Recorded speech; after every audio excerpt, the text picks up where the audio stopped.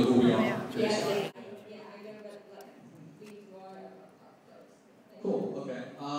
Is there any implication that printed media will turn to develop their online version instead of publicly the printed version?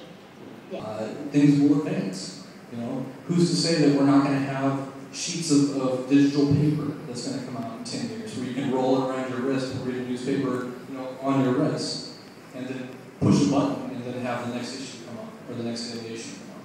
I mean, things are going to change. It's just a matter of time.